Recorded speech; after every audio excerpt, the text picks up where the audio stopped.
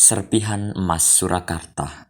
Sejarah emas yang menjadi serpihan berharga kota Surakarta. Jadi pada kali ini kami akan pergi ke 3 tempat bersejarah di Solo. 3 tempat bersejarah itu adalah yang pertama Monumen Mayor Ahmadi, yang kedua Gedung Juang 45, yang ketiga adalah Loji Gandrung. Kelompok kami yaitu kelompok 5 terdiri dari 6 orang, yaitu Leo absen 19 sebagai ketua, Brian absen 6, Ella absen 8, Joshua absen 14, Sneva absen 20, dan Steven absen 30. Kita langsung aja ke videonya yuk. Saat ini saya dan kelompok saya sudah berada di depan monumen atau patung Mayor Ahmadi.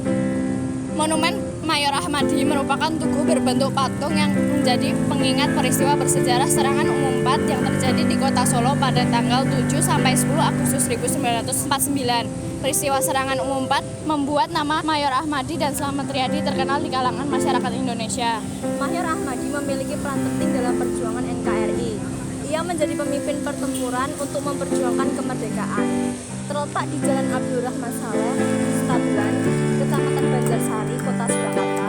Monumen ini diresmikan oleh mantan Panglima TNI Jen Joko Santoso dan Wali Kota Surakarta Insinyur Joko Widodo pada tanggal 7 Agustus 2010. Monumen ini memperlihatkan patung dari sosok Mayor Ahmadi yang memegang senjata di tangan kanan dan buku di tangan kiri.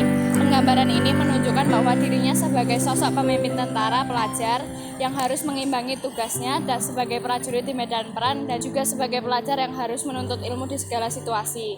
Menurut Joko Ramlan, patung ini juga menyiratkan kepada kita bahwa perjuangan bagi para pemuda tidak hanya di medan perang, tetapi juga di dunia pendidikan.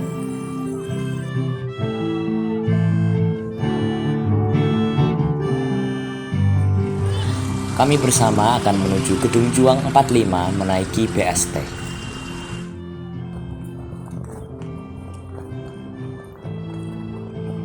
Di mana lagi nih, Jo? Ini di Gedung Juang 45, Le, salah satu tempat bersejarahnya Solo. Oh, Gedung Juang 45. Aku tahu nih. Iya, Gedung Juang 45 dibangun pada tahun 1876 dan selesai pada tahun 1880 oleh pemerintah Hindia Belanda, Le. Oh. Pada awalnya, gedung ini dijadikan sebagai fasilitas pelayanan bagi tentara Belanda dan diberi nama Kynsteenstraat yang dalam bahasa Indonesia memiliki arti yaitu jalan kantin. Kantin ini digunakan sebagai kantin VIP yang hanya diperuntukkan oleh tentara Belanda yang memiliki pangkat tinggi. Selain itu, karena letaknya yang berdekatan dengan benteng Vastenburg, gedung ini juga difungsikan sebagai klinik untuk para tentara Belanda pada masa itu. Tetapi seiring berjalannya waktu, gedung tersebut kemudian dijadikan sebagai asrama militer yang digunakan oleh para tentara Belanda. Ada Steven tuh. Steven, sini Steve. Sini dulu, Steve. Kalian lagi bahas apa? Kita lagi bahas Gedung Juang. Duduk sini. Kata orang-orang, pasukan Jepang yang menyebut dirinya dengan Senkokan menggunakan Gedung Juang ini sebagai markas dan barak militer.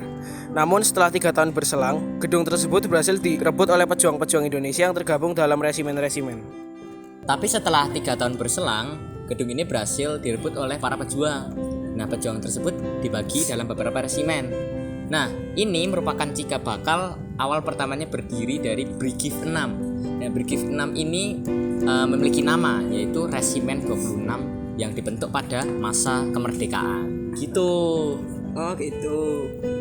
Setelah berhasil direbut kembali pada zaman kemerdekaan yaitu tahun 1945, awal mulanya Gedung Juang tersebut digunakan sebagai kegiatan kemanusiaan yang kemudian menjadi panti asuhan bagi korban perang. Pada tahun 1945 sampai 1949, gedung ini digunakan oleh penyelenggara pendidikan. Nah, tercatat bahwa ada 3 penyelenggara pendidikan yang menggunakan gedung ini, yaitu pertama adalah SPK, lalu SMPN 3, dan juga SMPN 5. Gitu teman-teman. Oh gitu, Le. Pada tahun 1949 sampai dengan 1980, tempat ini dijadikan sebagai markas militer dan pusat Brigade Infanteri 6. Gedung peninggalan kolonial Belanda tersebut digunakan sebagai markas militer Kesatuan Tentara Nasional. Pada tahun 1970 hingga 1980, gedung ini tuh digunakan sebagai tempat pelatihan keprajuritan, dan gedung ini tuh digunakan sebagai pusat Brigif Infanteri 6 Karesiden Surakarta gitu. Pada tahun 1980 sampai dengan sekarang, tempat ini digunakan oleh Dewan Harian Cabang Solo. Setelah Brigif 6 pindah ke Palur, tempat ini juga digunakan sebagai objek wisata di kota Solo. Oh gitu ya Jo. Di dalam gedung Juang 45, teman-teman bisa menyaksikan, teman-teman bisa melihat bahwa di sini ada banyak sekali penjelasan mengenai gedung Juang 45 maupun peristiwa bersejarah di Solo. Di foto inilah teman-teman bisa melihat bukti dari gedung ini, yaitu pada tahun 1930 gedung ini digunakan sebagai asrama sekolah Belanda. Lalu pada tahun 1980 hingga selanjutnya gedung ini digunakan sebagai gedung DHC 45. Lalu lama sudah tertinggal, akhirnya pada tahun 2014 gedung ini mulai direnovasi kembali. Kayaknya kita sampai sini dulu aja deh. Ayo kita lanjutin Loji Gandrung yuk. Ayo, Yuk. Disinilah kami di hari berikutnya, kami menaiki BSD untuk menuju ke Loji Gandrung.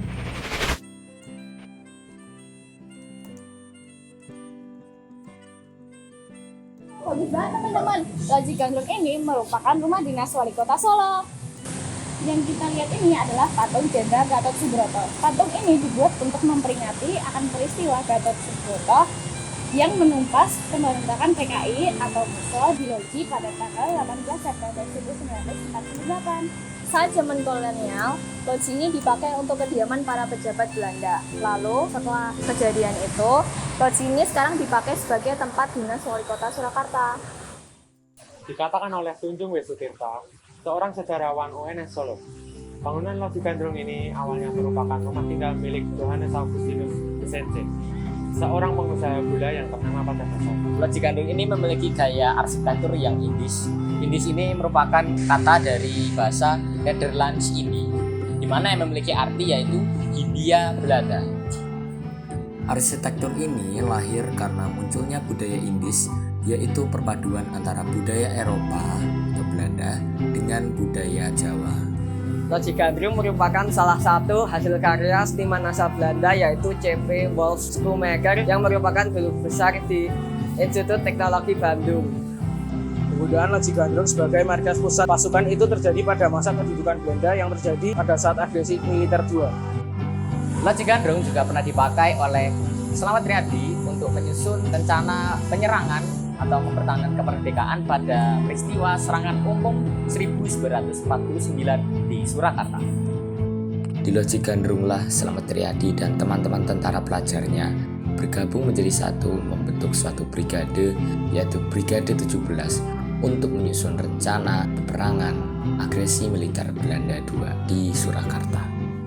Sudah disepakati sebagai cagar budaya pada 3 Mei 2013, pemerintah kota Surakarta menyiapkan bangunan Wisma 2 lantai di belakang Loji Gandrung sebagai rumah dinas wali kota yang baru.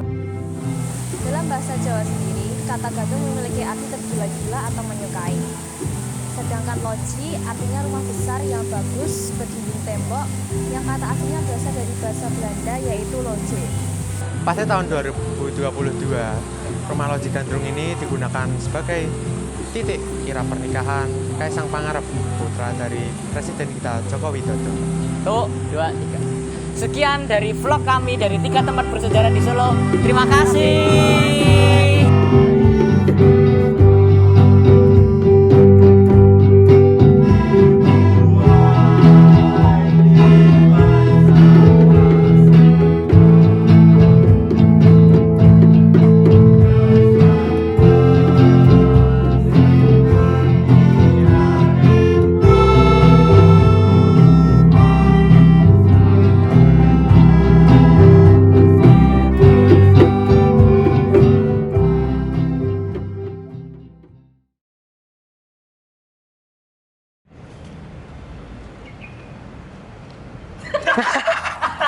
Yang terjadi di kota Solo pada tanggal 10 sampai 10 Agustus 1949. Peristiwa serangan umum 4 membuat nama Mayor Ahmadi dan Slamet Riyadi dikenal sebagai kalangan masyarakat Indonesia.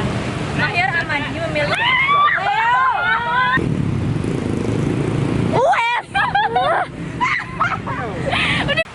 Markas pusat pasukan. Markas pusat pasukan.